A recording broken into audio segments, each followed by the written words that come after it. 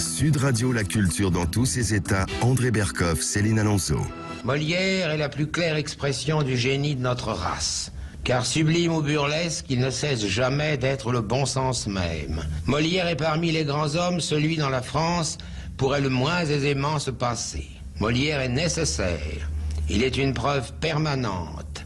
Et l'on a constamment l'occasion de clouer le bec à des gens qui voient faux en leur disant « Eh bien, et Molière ?»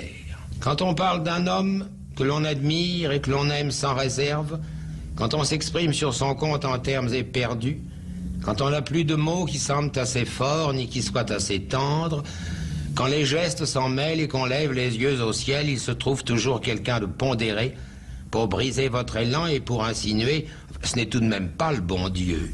Cette observation vient mettre au point les choses et vous laisse interdit, car de toute évidence... Vous avez compris, vous avez reconnu un autre très grand auteur, Sacha Guitry, qui parle d'un génie. Évidemment, Molière. Molière, raconté par Guitry. Mais Molière, vous savez, c'est même pas le patrimoine national. Je dirais presque c'est le patrimoine mondial de l'humanité, évidemment patrimoine français. Et quand je pense que certains... Bon, il s'en fout, et nous aussi. Surtout lui, Molière, il s'en fout. Mais quand on pense qu'on discute de savoir s'il faut panthéoniser Molière, alors que sa place est évidemment dans un monument comme le Panthéon, c'est une autre histoire.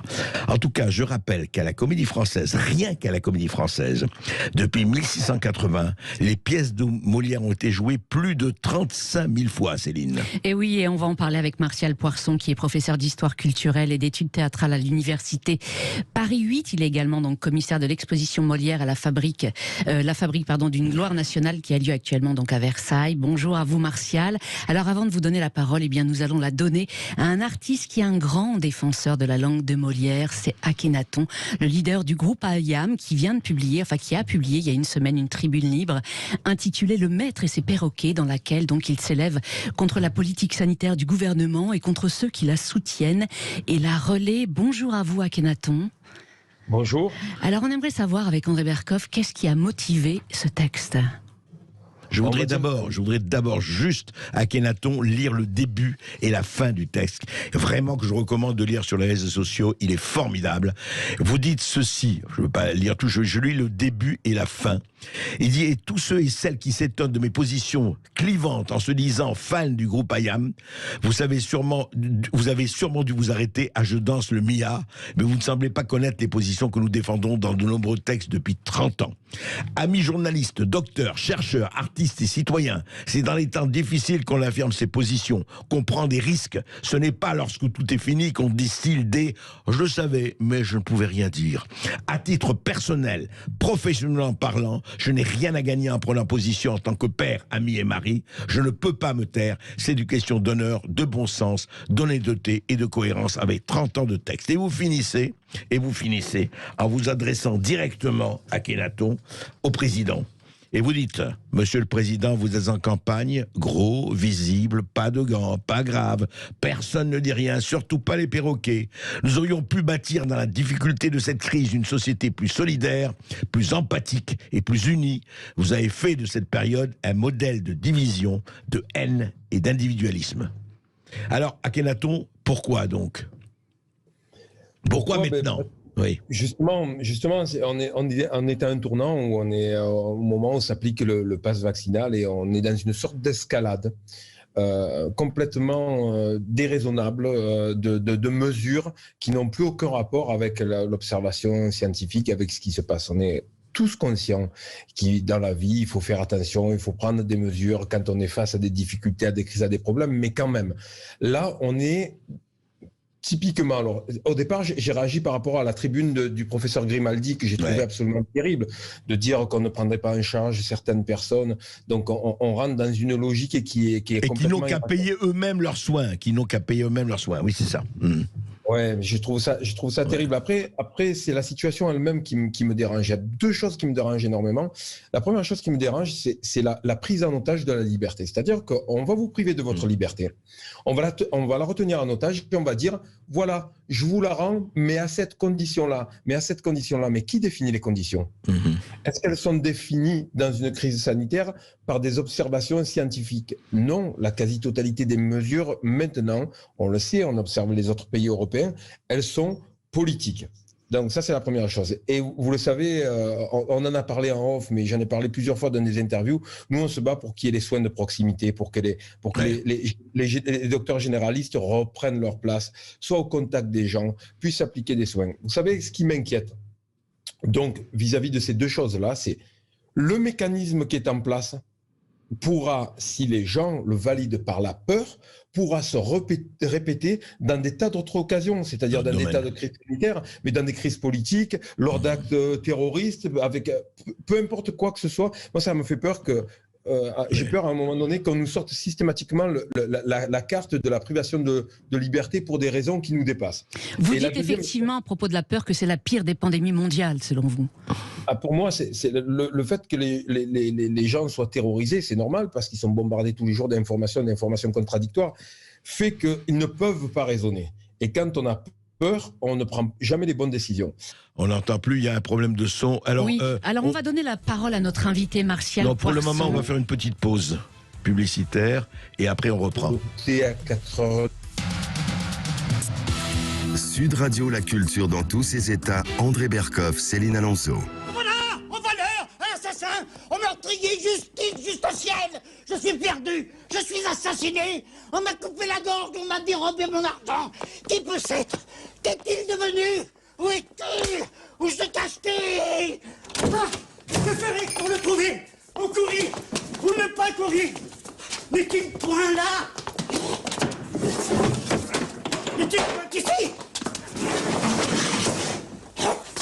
Mais quel avare! Louis de Funès, 1980, le film éponyme absolument.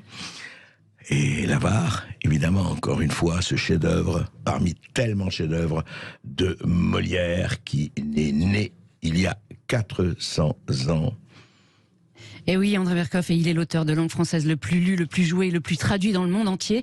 On en parle avec Martial Poirson, qui est commissaire de l'exposition Molière, la fabrique d'une gloire nationale, qui a lieu à Versailles jusqu'au 17 avril, et dont le catalogue paraît donc aujourd'hui aux éditions du Seuil. Alors, Martial Poirson, comment expliquer la popularité de Molière en France, 4 siècles après sa naissance ?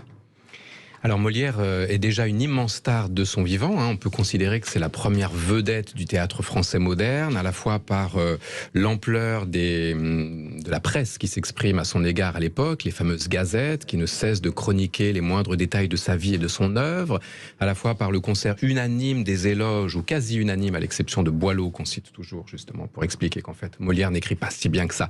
Mais sinon, en dehors de ça, tous les autres auteurs et comédiens reconnaissent une sorte de perte irréparable, il y a une sorte de deuil national qui se met en place, et à partir de là, tous les écrivains qui lui succèdent, et qu'on appelle d'ailleurs ironiquement les post-molièresques, vont presque s'excuser de faire du théâtre en disant ça sera pas si génial, mais il faut bien qu'on continue à faire de l'art. Et pareil pour les comédiens, avec d'ailleurs un personnage de Molière qui souvent arrive sur scène sous forme d'ombre et qui distribue les bons et les mauvais points. Donc voilà, il y a déjà ce phénomène extrêmement particulier dans l'histoire culturelle, et qui s'est ensuite perpétué à travers ce qui est devenu vraiment une légende, voire un mythe national. Alors justement, qu'est-ce qui fait qu'il est devenu effectivement ce mythe littéraire, Molière ? Alors il y a plusieurs raisons à ça. La première, c'est que c'est le premier auteur à convoquer dans l'univers de la comédie l'ensemble des classes sociales dont il a pu observer les traits de caractère, les habitudes de langage. Quand Molière fait parler un paysan picard, il parle en langage picard. Quand Molière fait parler un grand de l'aristocratie, il parle ce langage qu'il singe un petit peu par sa comédie, et dont l'aristocrate qui assiste à son théâtre est censé se moquer. Donc il y a tout un jeu comme ça, une sorte de comédie humaine avant la comédie humaine, à laquelle d'ailleurs Balzac rendra justice 2 siècles plus tard en disant « Tout est dans Molière, je ne fais que traduire ». Et on va essayer de continuer à faire quelque chose, mais l'entreprise est déjà là. Donc il y a ça. Et puis le deuxième aspect, c'est l'invention de langues qui est quand même assez inouïe, et dont on continue à s'étonner aujourd'hui de l'actualité, finalement, une langue qui n'a d'une certaine manière pas perdu une ride, et qui là aussi s'enracine à la fois dans la tradition la plus populaire de la farce, et dans les genres qui deviendront ensuite l'opéra français, la comédie ballet, dont il est avec Lully l'un des inventeurs, et qui est une sorte de théâtre rimé, dansé et chanté, qui porte très Il a vraiment inventé ça. Ah oui, il l'a inventé à la demande de son roi à l'époque pour participer aux grandes fêtes royales, dont il est par ailleurs une sorte de maître de cérémonie à partir en tout cas de son retour à Paris. Alors s'il est devenu un mythe, Molière, c'est aussi parce qu'il a laissé en quelque sorte très peu de traces de lui à sa mort. Exactement, la nature a horreur du vide. Alors c'est pas en fait unique, hein. À l'époque, la question du manuscrit d'auteur se pose pas comme elle se posera à partir du 19e siècle, où on va conserver la moindre rature de comédien. Ça, c'est une invention qui existe beaucoup plus tard. À l'époque de Molière, l'écrivain est d'abord une sorte... Enfin, d'ailleurs, il se définit pas comme écrivain. En fait, Molière, toute sa vie, il revendique l'étiquette de directeur de troupe, de comédien, de metteur en scène, même si le terme n'existe pas. Mais d'auteur aussi ou pas du tout? D'auteur à la marge, ou en tout cas, si on prend par exemple la préface des Précieuses ridicules, il explique que normalement, il ne faudrait pas publier du théâtre et qu'il ne le publie que pour pouvoir rendre ce texte disponible à d'autres et court-circuiter les contrefaçons qui sont très nombreuses et qui s'emparent des pièces un petit peu comme aujourd'hui dans les cinémas. Hein. On va noter à la volée la pièce pour pouvoir ensuite l'éditer de façon clandestine. Donc il explique que c'est pour contrôler d'une certaine façon la diffusion de son texte qu'il publie et non pas pour faire un monument littéraire. Ouais. Ça, c'est vraiment... Ouais. Et ce qui est incroyable, c'est qu'à sa mort, on a retrouvé très peu, pratiquement pas de correspondance, pas d'édition de ses œuvres complètes non plus. Oui, alors ça, de nouveau, c'est pas rare à l'époque. Molière a 4 enfants, dont une seule fille subsiste, Esprit Madeleine, qui rentre dans les ordres. Magnifique. Esprit Madeleine. Voilà. Elle était nonne. Et qui donc, du coup, voyait d'un assez mauvais œil son ascendance, quand même, une famille de comédiens à une époque où l'Église catholique excommunie les comédiens. Donc elle n'a pas eu de souci de la mémoire, au même titre que par exemple les fils de Racine, qui ont voulu conserver tout ce qu'ils pouvaient garder du père et contribuer finalement à... Donc ça, c'est une des raisons. L'autre raison, c'est que Molière fait partie d'une troupe, qui est aussi une famille, qui est une communauté de vie. Donc on ne voit pas très bien pourquoi il aurait éprouvé le besoin d'écrire à des gens qu'il fréquentait tous les jours dans la relation de travail. C'est pas un écrivain dans la solitude de son bureau qui va converser avec d'autres écrivains qui sont ailleurs. C'est quelqu'un qui est inscrit de plein pied dans ce collectif. Et puis la troisième raison, c'est qu'il participe à ce qu'on appelle à l'époque la culture galante, c'est-à-dire la culture des salons, la culture des cercles littéraires, des salons féminins, où il est de bon ton de dire que ce qui compte, c'est l'art de la conversation, c'est ce qui se passe en présence, et il n'y a pas forcément besoin de laisser de traces de son génie. Donc voilà, ce qu'il appelait les commodités de la conversation. Voilà, exactement. Oui, en quelque sorte, à l'époque, éditer ces pièces, on dit que ça aurait été jugé arrogant, disait-on. Oui, alors c'est une posture d'auteur, évidemment, feindre une certaine indifférence à l'égard d'un travail dont on connaît la valeur. Molière connaît parfaitement sa valeur, on le voit à travers sa stratégie, on le voit à travers la façon dont il renchérit sur toutes les cabales assez nombreuses dont il fait l'objet. À chaque fois, il est toujours dans une stratégie offensive, donc il a parfaitement conscience. On essaie de le détruire auprès de la cour, auprès du roi, etc. Voilà, ce qui ne marchera jamais et qui va au contraire amplifier sa réputation. On peut dire d'une certaine façon qu'il savait faire le buzz, puisque chaque scandale entraîne un surcroît de visibilité, un surcroît de notoriété, et qu'il sort toujours victorieux finalement de la polémique avec ses contradicteurs. Mais l'élégance de Molière, c'est par exemple d'écrire l'impromptu de Versailles pour répondre à la critique des comédiens concurrents et de même pas la faire imprimer. Donc voilà, j'ai dit ce que j'avais à dire, tout le monde l'a entendu, maintenant il n'y a pas besoin d'en rajouter en éditant. Donc c'est une espèce de désinvolture en fait qui est une arme politique tout à fait redoutable. Le roi à l'époque l'a un peu protégé quand même. Le roi l'a même beaucoup protégé en fait. Il devient à partir des années 1660, donc le grand retour à Paris, il devient très vite le favori du roi, à la fois comme organisateur des divertissements de cour et des grandes fêtes royales qui pouvaient durer jusqu'à 8 jours. Je rappelle que les plaisirs de l'île enchantée en 1664, c'est 8 jours de fête totale. 8 jours ininterrompus, jour et nuit, qui se terminent quelle époque. Voilà, et ça se termine par Tartuffe, qui est pour le coup va mettre fin de façon assez brutale aux festivités et entraîner une véritable affaire d'État. Donc c'est l'artiste officiel. Mais en même temps, ça n'est pas non plus un courtisan. Un Favori n'est pas courtisan. Il n'y a pas de compromission, il n'y a pas d'écriture sous la commande, même s'il met en scène la commande du roi dans ses pièces. Mais justement, alors, comment vous expliquez qu'il se mette en danger? Comment vous expliquez qu'il quitte sa zone de confort, auteur magnifique, auteur comme Favori du roi, donc Favori, et qui fait le Tartuffe? Il devait savoir qu'il allait quand même avoir un certain nombre de fourches et de lances contre lui. Je pense que la cabale du Tartuffe a quand même surpris tout le monde, à commencer par le roi qui en avait autorisé la représentation à Versailles, qui n'est pas à l'époque le palais royal, mais qui est un lieu de villégiature, qui est un petit Versailles par rapport à aujourd'hui. Mais en tout cas, c'est quelque chose qui a été validé. C'est une pièce qui continuera, malgré l'interdiction officielle, à se jouer dans les cercles d'initiés, et que le roi n'a jamais complètement désavoué. Donc, je pense que effectivement, Molière est un immense inventeur de forme. Il se réinvente en permanence, à tel point qu'on pense aujourd'hui encore parfois sérieusement que ça n'est pas un, mais plusieurs auteurs, et que derrière lui se cacherait notamment le grand Corneille. Donc, ce fantasme. Alors, cette rumeur vient d'où? Cette rumeur, alors en fait, elle arrive en 1919 de la part d'un... Ah bon, 3 siècles plus tard. Oui, mais en fait... Le débat sur l'attribution de son œuvre, il est un peu récurrent, mais en 1919, il y a un article dans la revue Comédia d'un espèce de dandy qui lui-même joue sur les usurpations d'identité, enfin voilà, qui fait cette hypothèse en disant un tiers de l'œuvre de Molière n'est pas de lui, et ça s'explique par le fait qu'il y a une telle diversité de styles, de registres, il y a une telle inventivité qui va d'ailleurs du comique le plus populaire jusqu'à une forme de tragédie, ce qu'on entendait tout à l'heure magnifiquement interprété par Louis de Funès. Lava est un personnage tragique par son obsession, par sa folie, par cette scène incroyable où il se retrouve quasiment enterré vivant dans le trou laissé béant par sa cassette qui a disparu. Enfin voilà, le misanthrope est aussi un grand personnage tragique. Donc voilà, cette capacité à tenir ensemble tous les registres de langue, c'est unique probablement dans la langue française. On en a déjà conscience à l'époque, et ça motive évidemment l'idée qu'il faudrait en fait plusieurs plumes pour concourir. Mais c'est faux.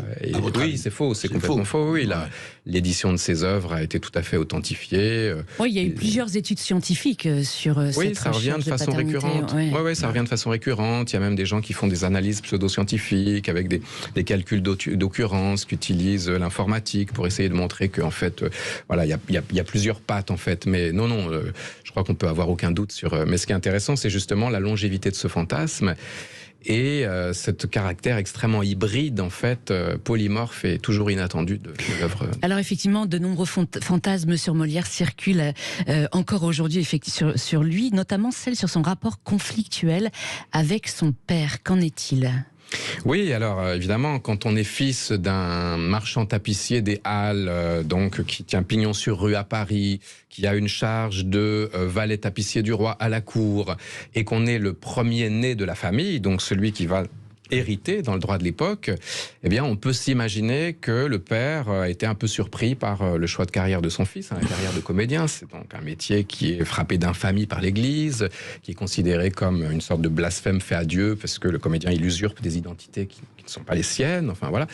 Et puis, tient discours en public, donc il y a c'est un métier frappé d'opprobre, donc on voit là une espèce de renoncement à la facilité de l'héritage pour suivre une vocation qui pourrait laisser penser qu'il a été désavoué par son père, mais en fait il n'en est rien. Quand Molière en 1645 fait 2 jours de prison au Châtelet pour dette, c'est son père qui vient renflouer ses dettes et qui va continuer à tenir un mémoire très rigoureux des dépenses et du remboursement de cette dette. Le père était fier de son fils ?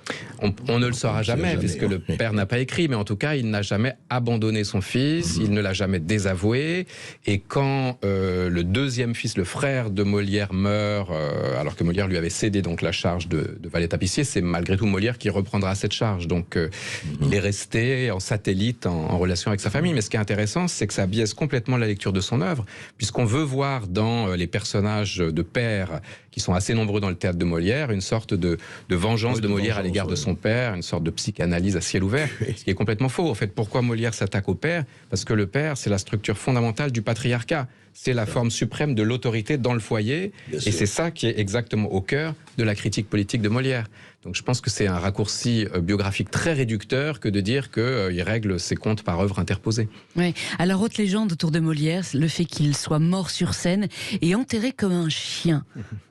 Oui, alors ça c'est aussi un fantasme qu'on voit encore. Il n'est pas mort sur scène. En fait. Non, il n'est pas mort sur scène. Il a été pris d'un malaise et d'un crachat sanglant. Donc il était atteint d'une pneumonie en fait, comme des milliers de Parisiens de la même année qui en sont morts, un hiver très rigoureux. Donc il a été ramené chez lui à quelques rues de là et il est mort un certain nombre d'heures plus tard, puisqu'à l'époque on joue en fait en après-midi. Donc quand on dit qu'il est mort dans la nuit, c'est-à-dire qu'il s'est passé quand même du temps entre les premiers signes de faiblesse et l'agonie. Mais cette mort a malgré tout surpris tout le monde par sa brutalité. Les gazettes de l'époque l'expriment comme ça, comme quelque chose de tout à fait inattendu, ce qui remet en cause un autre mythe qui serait la longue maladie de Molière, là encore se guérissant lui-même par ce thème obsessionnel de la maladie dans ses pièces. Bon, en fait, il n'en est rien. Il n'y a aucune trace, notamment il y a très peu de moments où Molière ne joue pas les soirs de représentation où il était prévu, ce qui prouve plutôt une très bonne santé pour l'époque. Et il a une interruption pour aller enterrer Madeleine 1 an, d'ailleurs jour pour jour avant sa mort. Donc il y a très peu de signes de ça. Et ce que disait Céline sur l'enterrement, alors. Oui, est-ce qu'il a été enterré dignement ou pas alors? Oui, mais alors au prix d'un tour de passe-passe. C'est-à-dire que dès sa mort, alors ce qui est vrai, c'est que il n'y a pas eu vraiment un grand zèle des hommes d'église à venir le confesser, que la confession à l'époque est exigée pour pouvoir être enterré en chrétien. Il faut renoncer à sa profession de comédien avant de mourir pour pouvoir être réintégré à la communauté de l'église. Il a appelé 1 prêtre, 2 prêtres et c'est le 3e qui est arrivé trop tard. Donc il y a quand même un problème que sa veuve, Armande Madame Molière, du coup, a réglé en allant directement plaider auprès du roi, en disant voilà, on ne peut pas laisser dans l'indignité quelqu'un qui a eu une telle notoriété et qui a tellement contribué à votre gloire. Et donc le roi en réfère à l'archevêque de Paris qui autorise un enterrement sans pompe ni cérémonie, selon le terme attitré. Alors il y a quand même environ 800 personnes qui viennent assister à un cortège funèbre dans la nuit, et il est enterré sous son nom de baptême. Donc en fait, c'est pas Molière qu'on enterre, c'est Jean-Baptiste Poquelin, marchand tapissier. C'est ce qui est écrit sur son cercueil. Jean-Baptiste Poquelin, marchand tapissier. Voilà. Donc, ce qui est vrai en fait, de fait. Donc ça règle le problème d'une certaine façon et ça permet de l'enterrer au pied de la croix du cimetière Saint-Joseph, qui a été ensuite détruit. Donc sa dépouille a disparu, mais pas parce qu'elle aurait été dans une fosse commune dans le carré des indigents, uniquement parce que le cimetière a été détruit plus tard. Ouais. Alors de son temps, Molière a eu aussi beaucoup de succès dans le monde. Expliquez-nous les raisons de cela. Alors Molière participe activement dans les 13 dernières années de sa vie, quand il est vraiment à la fois extrêmement connu à la ville comme à la cour, à ce qu'on pourrait appeler une politique de la grandeur. C'est la politique de rayonnement culturel de Louis XIV. C'est la naissance finalement d'une conception du théâtre et des arts comme outil d'ambassade, à la fois comme par des réceptions fastueuses. On a des témoignages très nombreux de toutes les chroniques en Europe qui racontent les spectacles qui se donnent à la cour, la magnificence de la puissance invitante de Louis XIV, et donc on se presse comme ça pour venir assister au spectacle. Et puis ensuite, il y a des grandes tournées qui sont organisées et qui vont jusqu'en Russie. On joue Amphitryon à la cour du tsar de Russie. Donc c'est à ce moment-là que étonnant, de gloire mondiale déjà à l'époque. Et oui, il est exporté dans toute l'Europe occidentale et surtout en Russie, Enfin pas sûr, enfin dans toute l'Europe continentale effectivement, et donc avec un succès qui d'ailleurs a beaucoup contribué au positionnement de la langue française comme la langue des élites cultivées de toutes les cours d'Europe pour quasiment 2 siècles en fait. Et il a été exporté aussi dans toutes les colonies françaises à l'époque. Alors non, plus tard. Donc ça c'est plutôt au 19e siècle. Au 19e siècle et en particulier à partir de la Troisième République, donc vraiment la fin du 19e siècle, il devient un outil de propagande pour les instituteurs de la jeune République. Entre-temps, il a été consacré auteur républicain, ce qui est assez cocasse. Donc c'est justifié quand on dit la langue française, c'est la langue de Molière. Justifié en tout cas par la diffusion qu'elle a connue, par les implications politiques qu'elle a eues sous différents régimes, par cette association entre Molière et l'esprit français. Là encore, il n'en est pas responsable, mais ça s'est superposé sur son image. C'est sûr qu'il y a de bonnes raisons, et ce qui est intéressant, c'est que ça reste encore très actif aujourd'hui. La langue de Molière reste une expression courante, qui a été reprise d'ailleurs dans la période postcoloniale, et malgré cet héritage, c'est à la fois un auteur qui a été apporté, qui a participé à l'instruction forcée d'une certaine façon des indigènes de l'Empire de l'époque, et en même temps qui est resté ensuite, et la ferveur à l'égard de ce théâtre ne s'est jamais démentie jusqu'à aujourd'hui. Il continue à être joué partout, en Afrique du Nord, en Asie du Sud-Est et dans le monde entier. Alors effectivement, Molière est considéré comme un auteur populaire alors qu'il a écrit pour l'élite. Oui, pour alors, quelle raison ? c'est ça qui est intéressant, c'est que le public de Molière à l'époque, c'est principalement l'aristocratie et la haute bourgeoisie de cour.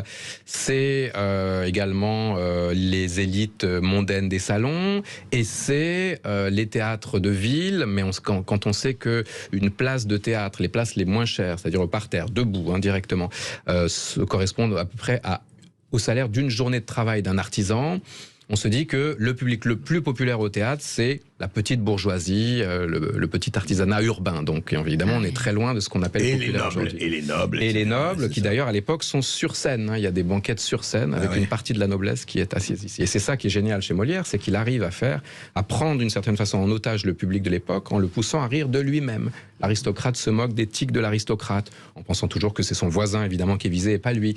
Le bourgeois qui veut devenir gentilhomme, pour reprendre une pièce célèbre, se moque de ses propres aspirations. Mais aujourd'hui encore, juste à l'époque du Covid, combien a repris le médecin malgré lui? Les Trissotins et les Vadus. Oui, tout à fait. Oui. Bon, alors après, il faut quand même se souvenir que la médecine de l'époque, ça n'a rien à voir avec la médecine d'aujourd'hui. Nous sommes d'accord. Mais enfin, il y a quelque part des rappels intéressants. Oui, en tout cas, tous les régimes politiques ont voulu s'approprier Molière. Quels sont les moments essentiels dans la construction de son image, donc d'écrivain national ? Alors, il y en a plusieurs. Le premier moment, c'est la philosophie des Lumières, puisque les philosophes des Lumières vont avoir à cœur de sauver Molière, d'une certaine façon, de ce grand siècle décrit comme celui, justement, des poètes de cour, d'artistes qui seraient un petit peu limités dans leur liberté par une monarchie absolue dite de droit divin. Donc, Diderot, en particulier, dans l'encyclopédie, dit que Molière est un devancier de la philosophie des Lumières et que, comme tel, il doit être considéré comme un moraliste et un philosophe. Et que donc, son théâtre est une école du peuple. Donc il y a une sorte de récupération comme ça très très nette. Voltaire contribue aussi à en faire, a posteriori là encore, un classique, d'une façon plus ambiguë puisque lui-même se positionne. Voltaire à l'époque pense être accédé à la postérité par son théâtre. Donc à la fois il rend hommage à Molière et en même temps il ne faut pas que l'hommage soit trop appuyé parce que sinon ça limite à lui sa possibilité d'autopromotion. Voilà, donc on sent qu'il y a aussi cette dimension de faire valoir. Donc ça c'est vraiment le premier moment qu'on pourrait appeler la classicisation de Molière, à laquelle succédera au 19e siècle toute une alternance de régimes qui vont s'en emparer. Quand Louis-Philippe en 1837 inaugure le musée de Versailles dans l'ancien palais des rois, eh bien il décide de faire jouer un misanthrope en grande pompe dont il paye lui-même sur sa cassette les costumes, qu'il va demander à un des plus grands décorateurs, un des plus grands costumiers de l'époque de l'opéra. Et c'est la première fois qu'on joue d'ailleurs Molière en costume dit d'époque, 2 siècles après sa mort. Donc ça, c'est un grand moment où Molière devient une sorte d'auteur de la réconciliation nationale. Le but de Louis-Philippe, c'est de dire « je suis la synthèse de tout ce qui s'est passé avant moi, de toutes ces querelles entre révolutionnaires, bonapartistes et royalistes ». Et Molière va être le vecteur de cette réconciliation et va nous permettre de faire peuple ensemble. Et c'est exactement ce que fera aussi la Troisième République, mais dans un sens politique très différent, et pas sur les mêmes œuvres, en disant « Molière, c'est l'auteur républicain ». Donc il y a une sorte de sacre républicain. En fait, à chacun ce Molière. Oui, tout à fait. C'est l'auberge espagnole du fantasme. Oui, c'est ça. Le Molière démocrate, laïque. Et patriote aussi. On retrouve Molière dans le théâtre aux armées. C'est tout à fait. Entre 1916 et 1918, Molière est joué. Ça fait partie des rares auteurs comiques. On joue plutôt des tragédies devant les poilus en marge des tranchées, dans ce grand mouvement du théâtre aux armées. Il y a des grandes vedettes de l'époque, de la comédie française, des Folies Bergères, du cinéma naissant, qui vont se produire et qui jouent des pièces, dont plusieurs pièces de Molière. Donc il fait partie en fait de cet arsenal de remotivation du poilu. Donc vous dites qu'il n'a jamais quitté la scène, en fait, quelque part. Aucune interruption de carrière. Depuis 400 ans, enfin. Oui, mais au prix quand même d'une épuration du répertoire. C'est-à-dire que c'est pas les mêmes pièces. À la fin du 19e siècle, en gros, dans les manuels scolaires justement de la Jeune République, on joue principalement les comédies de caractère, qui sont vraiment le cœur du Molière moraliste, laïque et républicain. On voit dans Tartuffe une œuvre anti-religieuse, qu'elle n'est pas en fait en réalité complètement. Qu'il a dû remanier plusieurs fois, je crois. Et qu'il a remanié à plus... Oui, en plus la version qui nous a été transmise, c'est la dernière version, qui est la plus modéré finalement, puisqu'il a dû mettre soft. Il a dû patiner un petit peu la critique. Donc voilà, il y a à chaque fois des biais d'interprétation, des biais de lecture. Et on joue plus à ce moment-là, à la fin de la Troisième République, sous la Troisième République, on joue plus ou à la marge les comédies-ballets, qui sont vraiment le grand genre de la cour, ou alors quand on les joue, on enlève les divertissements, on enlève les remerciements au roi, et on enlève les dénouements. Ce qui, effectivement, resserre l'action sur une simple intrigue. Et donc, tout le génie de ces pièces, justement, est d'une certaine façon perdu. Donc, il y a vraiment un travail de sélection, d'épuration, de réinterprétation qui permet de montrer, en fait, que ce théâtre se prête à peu près à toutes les interprétations. Ouais. Martial Poirson, on va se retrouver dans un instant sur Sud Radio. On va continuer de célébrer Molière.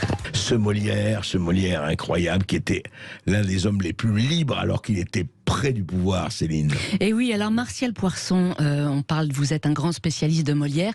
Comment Molière, il a pu être aussi libre alors qu'il était le favori du roi à l'époque, le roi Louis XIV? Alors déjà, il l'a pas toujours été. Faut pas oublier que Molière a quand même commencé par 2 ans d'expérience de théâtre à Paris, dans une troupe indépendante qui fait faillite, et à la suite de quoi il part pour une longue tournée qui durera quasiment 15 ans dans toutes les provinces, et en particulier dans le sud de la France, ce qui intéressera nos auditeurs, et notamment dans l'Hérault, où il va en fait pas du tout vivre la vie de bohème, là encore un fantasme, mais vivre une vie quand même relativement nantie, puisqu'il est protégé par des personnalités importantes, en particulier le prince de Bourbon-Conti, qui est le frère du Grand Condé, en fait, qui est un cousin direct du roi, et qui va pendant 2 ans être son principal soutien. Il va se produire dans les états généraux du Languedoc, dans des grandes festivités publiques pour les députés. Voilà, donc il est déjà en fait dans une France des notables, mais en même temps aussi au contact de toutes les couches de la société française, et dans une liberté relative. Mais à ce moment-là, il a très peu écrit. C'est à partir du moment où il rentre à Paris que véritablement il va être écrivain, et en particulier pour pouvoir faire vivre sa troupe. Et là, effectivement, va se poser le problème de la liberté d'expression dans un système où le théâtre n'existe pas sans le soutien de grands mécènes, qui sont principalement d'ailleurs des mécènes qui viennent du cercle de la cour, et là en l'occurrence le roi lui-même. Mais la relation de Molière et le roi, qui a été un sujet de fantasme et qui l'est encore aujourd'hui, à en juger par les récentes fictions télévisées, c'est une relation de connivence de valeurs, puisqu'à l'époque Louis XIV est un tout jeune roi, il vient de prendre le pouvoir à titre personnel, il est amoureux de la Vallière, il est un peu embarrassé par le protocole de la cour, et donc il trouve dans le théâtre de Molière, qui est quand même le théâtre de l'amour libre, qui est le théâtre de la question du sentiment, qui s'oppose au mariage pacte de famille, qu'il a lui-même des jeunes générations, du conflit des générations. Voilà, du conflit des générations, de la question du consentement, de la question de la séduction, opposée justement à l'étiquette, au protocole et au respect des impératifs. Donc évidemment, il y a un écho immédiat avec ce qu'il est en train de vivre dans l'embarras de sa fonction, et qui fait qu'il voit d'un très bon œil que Molière puisse dire tout haut ce que lui ne peut que penser tout bas, même si tout le monde est au courant évidemment de ces liaisons. Donc il participe vraiment à cette culture qu'on a appelée la culture galante, et qui est fondée sur la tempérance, l'honnête homme. Louis XIV est également un amateur des arts, comme peut-être aucun roi. Il danse, il chante, il fait de la musique, voilà. Donc quand Molière monte ses comédies-ballets, il monte ses comédies-ballets devant un très grand amateur en fait de spectacle vivant sous toutes ses formes. Et ensuite, ce qui est intéressant, c'est la façon dont Molière va se prêter à l'exercice donc favori de soutien officiel de la politique culturelle du roi, qui lui permet aussi de travailler dans des conditions qu'il n'aurait jamais eues autrement. Bien sûr. Le théâtre de la cour, voilà, ça permet des spectacles fastueux, et en même temps sans jamais faire preuve de docilité. J'en veux pour preuve, par exemple, un texte qui s'appelle donc Le remerciement au roi, qui est une petite scénette qui est publiée dans ses œuvres aujourd'hui. Et donc Molière vient d'être gratifié d'une pension royale, donc il est normal qu'il vienne remercier son roi, et donc il doit faire un discours. Et puis ce discours en fait se transforme en scénette de théâtre, comme toujours chez Molière. Il fait théâtre de tout, et il explique qu'il a été réveillé par sa muse, qui lui a dit que quand même il fallait aller au Louvre à l'époque remercier le roi. Donc il s'habille en hâte, il arrive au Louvre, il y a une foule de courtisans, et il finit par jamais pouvoir arriver jusqu'à la personne du roi. Et ça se termine comme ça. La dernière phrase, c'est voilà, j'ai fait mon compliment. Donc il y a quand même une irrévérence, un jeu de connivence qui est tout à fait emblématique de cette relation, qui n'est pas du tout une relation d'amitié ou d'intimité, comme on a pu le dire, mais qui est quand même une relation de respect mutuel, et un accord aussi sur les valeurs, puisque le roi offre à Molière des conditions de travail inespérées, et Molière offre au roi une renommée qui lui survivra. Alors certains ont prétendu que le roi l'avait invité un soir à dîner. Est-ce vrai ou faux? Alors ça, c'est les mémoires de la Campan, en fait, qui racontent cette scène assez rocambolesque où Molière aurait été un peu rudoyé par les domestiques du roi. On l'aurait empêché de manger à l'office. Et donc, le roi, étant au courant de cette vexation, l'aurait invité à sa table un petit peu pour punir justement tous les courtisans et lui aurait servi lui-même une cuisse de poulet. Donc ça, évidemment, c'est une très belle scène qui a été... Si c'est pas vrai, c'est bien trouvé, quoi. Oui, c'est très bien trouvé. Alors, il y a plein de peintres au 19e. Il y a au moins 4 peintres qui ont fait des représentations monumentales de cette scène. Il y a une fiction récente de Secrets d'Histoire qui commence par ça. Donc, le mythe se perpétue. On sait que c'est faux, puisqu'évidemment, dans le protocole de la cour, seuls les princes de sang peuvent prétendre à l'immense honneur de siéger à la table du roi. Le roi ne va évidemment jamais servir lui-même qui que ce soit à sa table, et à plus forte raison un comédien qui, comme on le disait en début d'émission, jouit d'un statut qui est totalement déprécié en fait pour l'époque. Donc c'est une pure fiction, mais c'est une fiction politique et qui permet de créer une sorte de raccourci visuel et très, très suggestif sur le plan de l'imaginaire sur une supposée intimité entre le roi et Molière, et par extension d'ailleurs, puisque la suite du mythe, c'est que cette scène a tellement vexé la cour qu'ensuite il aurait été victime de brimades, rudoyé. Il y a même quelqu'un qui raconte que un certain La Feuillade l'aurait frotté sur son habit jusqu'au sang et qui serait reparti le visage en sang de la cour. C'est de la fiction. Mais ce qui est étonnant dans ce que vous dites, c'est-à-dire que cette espèce de connivence entre un comédien quand même, parce que le roi était quand même aussi dans les préjugés de son temps. Donc il était quand même assez connivent, je ne dis pas frère, estime, avec un comédien. C'est intéressant ça. Le roi, il est quand même très conscient de son rang et de son rôle. C'est quand même celui qui a porté peut-être le plus loin la pompe royale et le culte de la personnalité dont il va faire l'objet. Le roi solaire, qui tel un astre divin plane sur le monde. Le plus grand roi du monde, raconte d'ailleurs les comédies de Molière, ce qui a accrédité l'idée du poète courtisan, mais en même temps, le roi, en tout cas jusqu'à la mort de Molière, ensuite il y a une deuxième partie de règne qui est beaucoup plus austère, qui est beaucoup plus dévot. C'est le roi festif. C'est le roi festif, c'est le roi danseur, c'est le roi noceur, c'est le roi libertin, qui donc a parfaitement conscience de la place qu'il a à tenir, mais qui quand même, en marge, joue sur toutes les libertés qui sont quand même relativement importantes que permet le système, et en particulier à la cour, qui paradoxalement est un espace de permissivité, pour lui en tout cas. Oui.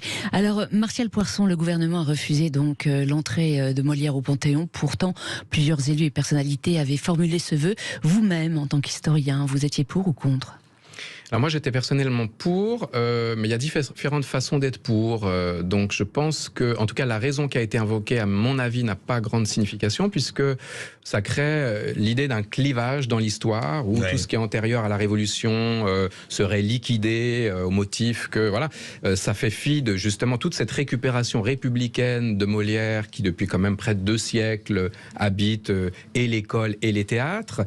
Donc, et ça oublie que en 93 la Convention a signé, et ça n'a jamais eu de valeur exécutoire, le rapatriement des cendres de Descartes au Panthéon. Donc les fondateurs même de l'institution n'avaient pas du tout créé cette ligne de partage. C'était pas du tout cette vision discontinuiste de l'histoire. Je trouve que c'est comme si on punissait Molière une nouvelle fois, finalement, puisque, en tant que comédien, il s'est vu refuser l'Académie française. Il n'est pas à l'Académie française, c'est quand même intéressant.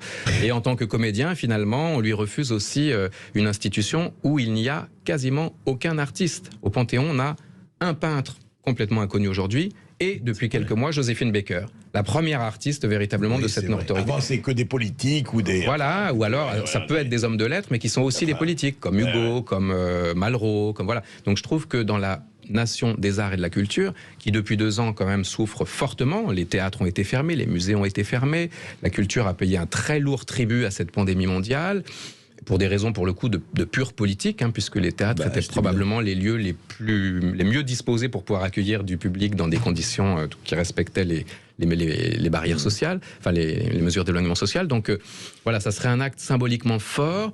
Évidemment, Molière n'a pas besoin de ça. Évidemment, c'est ce que beaucoup de comédiens et d'acteurs disent et répètent, et qui sont d'ailleurs assez hostiles en fait à cette panthéonisation.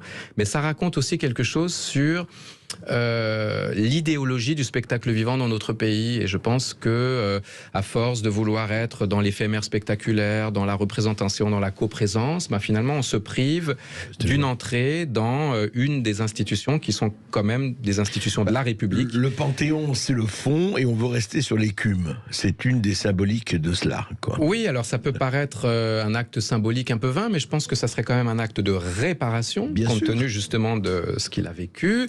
Et ça serait surtout un acte de réparation et de communion pour la société française. N'oublions pas que les gens qui fréquentent les théâtres, c'est quand même une petite minorité. Donc Molière va bien au-delà, finalement, des seules personnes qui peuvent en apprécier le génie en assistant à des représentations dans des théâtres tant publics que privés. Aujourd'hui, ça s'est multiplié, heureusement. Ça s'est multiplié, mais ça reste quand même tout à fait relatif. On est très loin de la communauté nationale. Donc voilà, pour toutes ces raisons, je pense que ça serait important. Et puis, et la dernière réserve, d'ailleurs, c'était l'idée qu'il n'y a pas de corps. Mais en fait, déjà, il y a d'autres gens au Panthéon qui n'ont pas de corps, à commencer par Jean Moulin, qui a été brûlé. Bien sûr.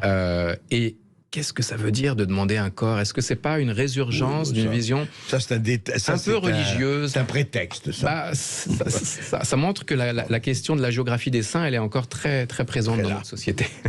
Martial Poirson, merci d'être venu sur Sud Radio. Je rappelle que votre livre Molière, la fabrique d'une gloire nationale, est paru aujourd'hui au Seuil. Vous publiez aussi avec Rachid Maraille une bande dessinée intitulée Molière du Saltimbanque aux favoris, paru aux éditions Duno. Tout de suite sur Sud Radio, vous retrouvez Brigitte Lahaye. Qu'est-ce que les femmes attendent d'un homme? Réponse dans un instant avec le sexologue Vincent Hupertan.